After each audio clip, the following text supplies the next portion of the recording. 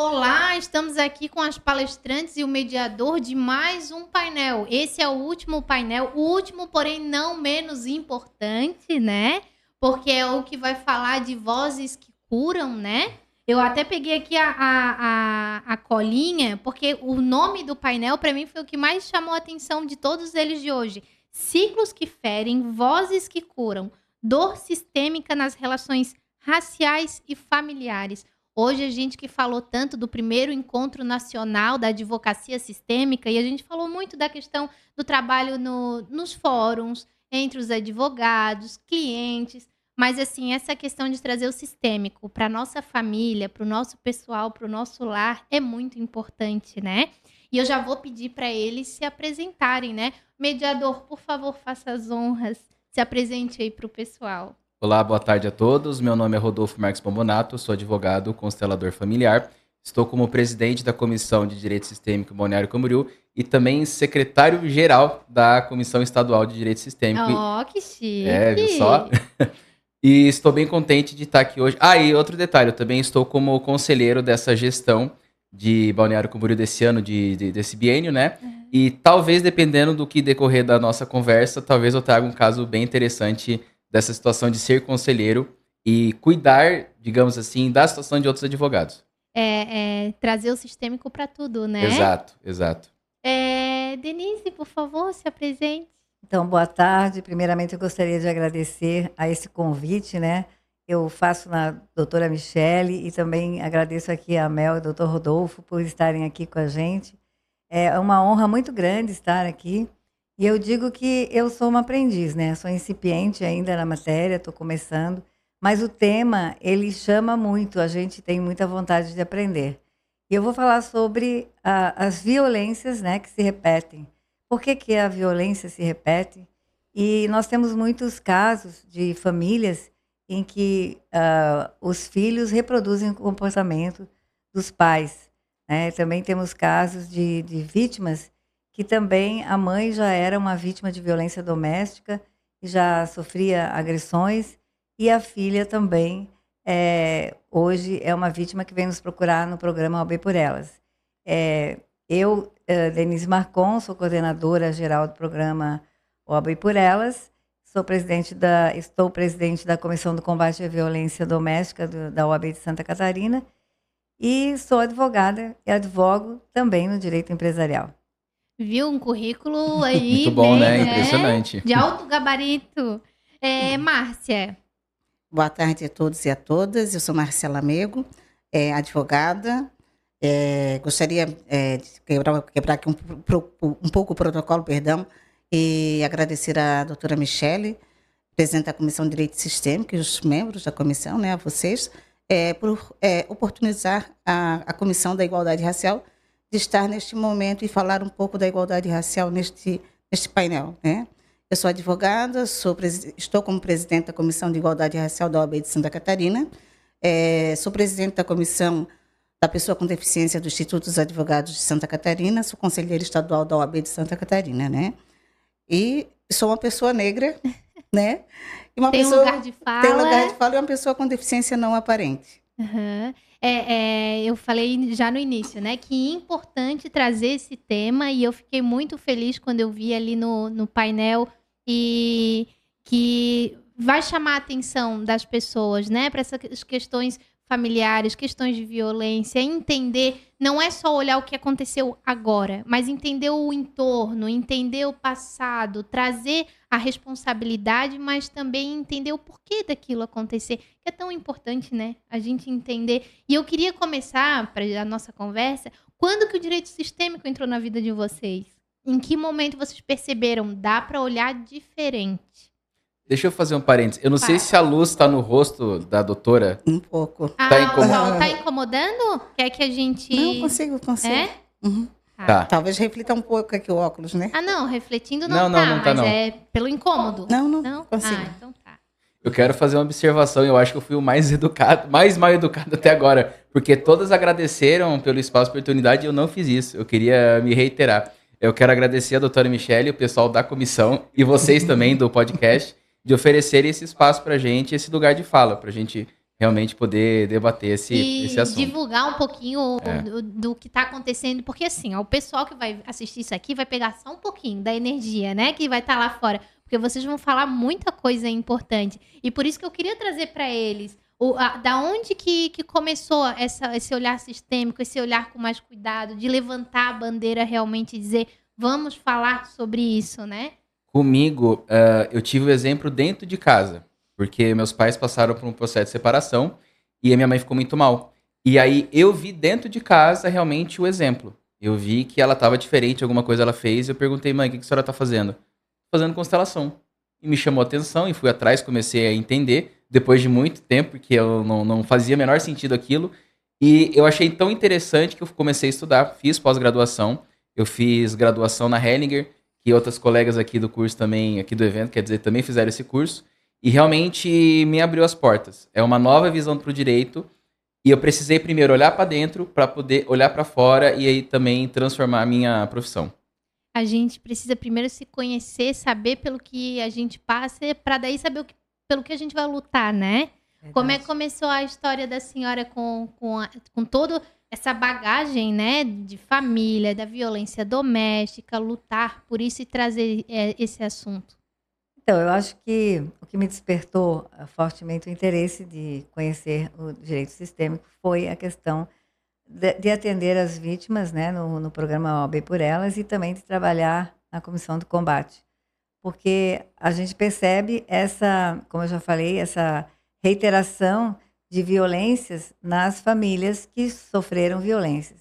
Então, isso, pelos estudos que venho fazendo, a gente percebe que lá no passado, né, se houve alguma coisa que a pessoa precisa, digamos, dessa cura. Então, por aí, eu me interessei pelo direito sistêmico. E, como eu disse, eu sou iniciante, preciso aprender muito com vocês e estou muito feliz de estar aqui.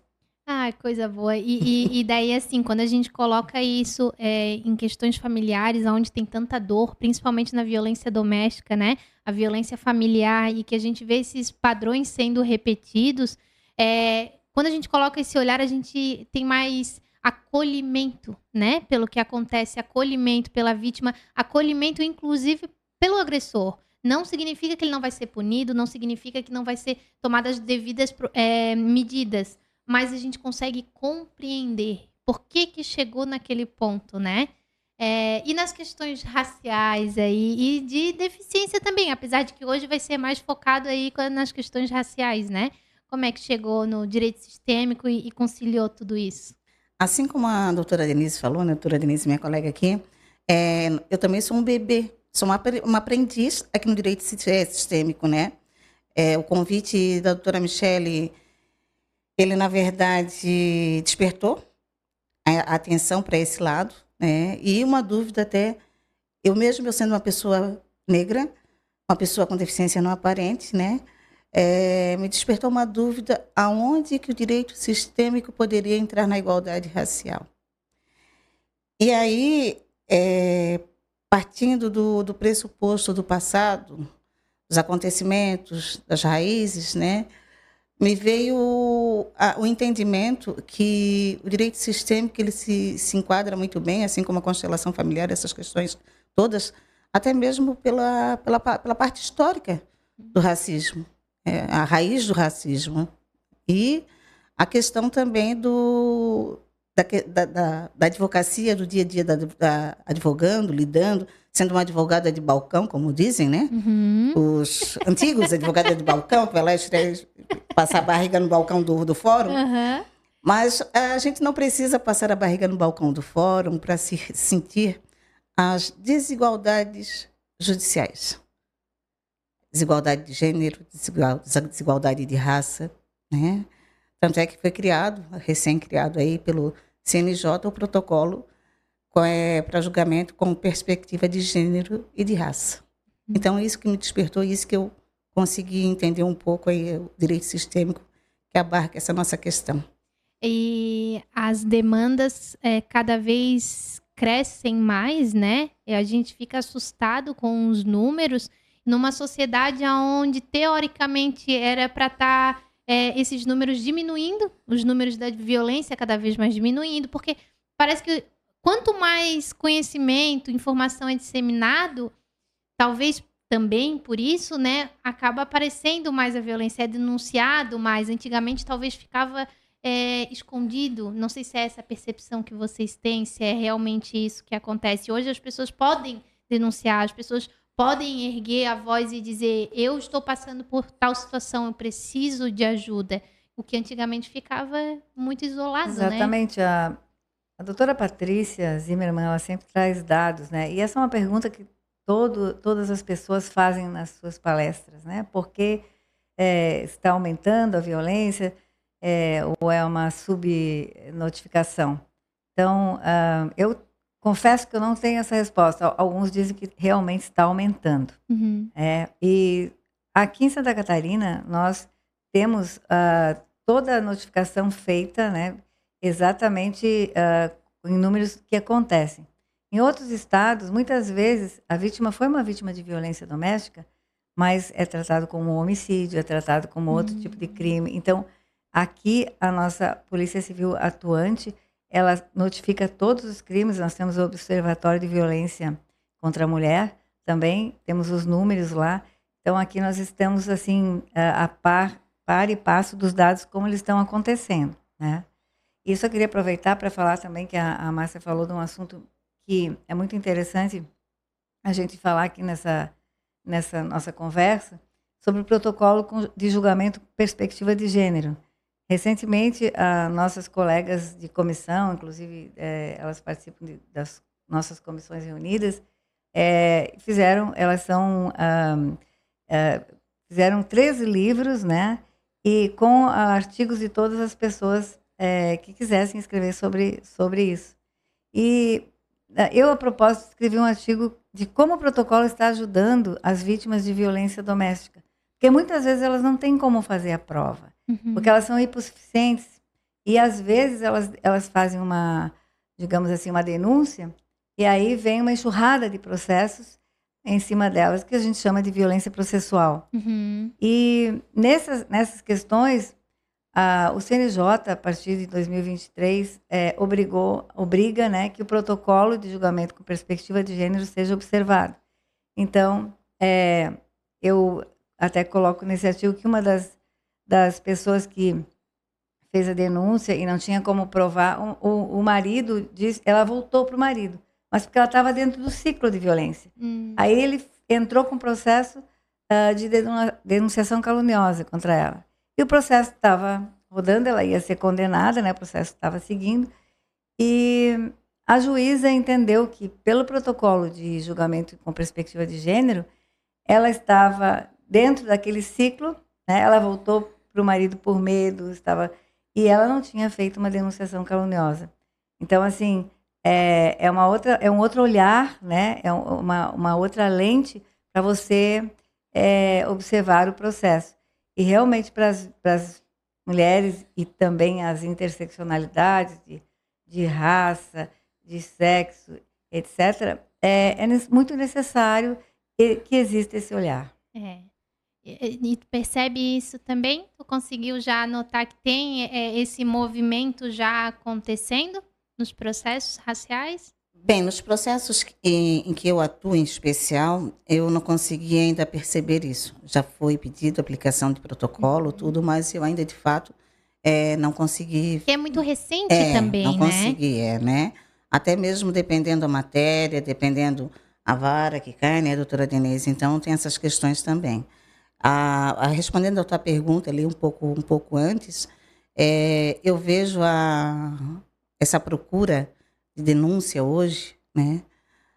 Até mesmo porque hoje é permitido que uma pessoa preta, que ela entre numa delegacia e ela faça uma denúncia. Ela consiga fazer uma denúncia, coisa que até então não era ouvida. Hoje, mesmo conseguindo fazer essas denúncias, não quer dizer que será ouvida também. Mas temos aí também um pequeno avanço da equiparação também da injúria racial ao crime de racismo. Então, isso ajuda um pouco também, né? Temos agora, como tivemos recentemente, aquele caso do estádio de futebol ali, acho que foi o Figueirense, né? Não Aqui lembro na muito bem. ilha, Aqui aham. na ilha, foi aqui na Isso, ilha. aham. Aquele caso que ocorreu também ali. A Comissão de Igualdade Racial da OAB de Santa Catarina, ela tem uma parceria assinada com a Federação de Futebol, Prefeitura de Florianópolis, Rotary Clube, Ministério Público de Santa Catarina, Cartão Vermelho contra o Racismo. Uhum. É um programa que tem, uma parceria que tem, que é justamente para combater isso. Esse programa, na verdade, ele é direcionado mais para os jogadores, para os clubes, né, para os atletas, mas também tem um trabalho no campo, fazendo a campanha no campo contra o racismo. Infelizmente aconteceu esse caso. E foi bem gritante e ficou bem escancarado, né? Então, a pessoa negra hoje ela tem essa possibilidade de fazer essas denúncias, esses registros, nem sempre é acatado, porque também um registro desse vai depender também do delegado receber isso, de ver realmente que houve um crime ou não, né? Tem essas questões. Assim como falando ali um pouco agora da deficiência, e já que você falou, não é o nosso tema hoje, é deficiência, mas né? Vamos dar na pincelada. A questão também da deficiência, antigamente, eu não sei se vocês percebem isso, mas eu, pelo menos, que eu lembre, eu não via muita gente com deficiência na rua. Sim. Ainda é muito difícil, mas hoje a gente consegue perceber mais, né? Hoje, sim. A lei determina que tenha espaços reservados, a lei determina que seja identificado, então tem um movimento. Sim.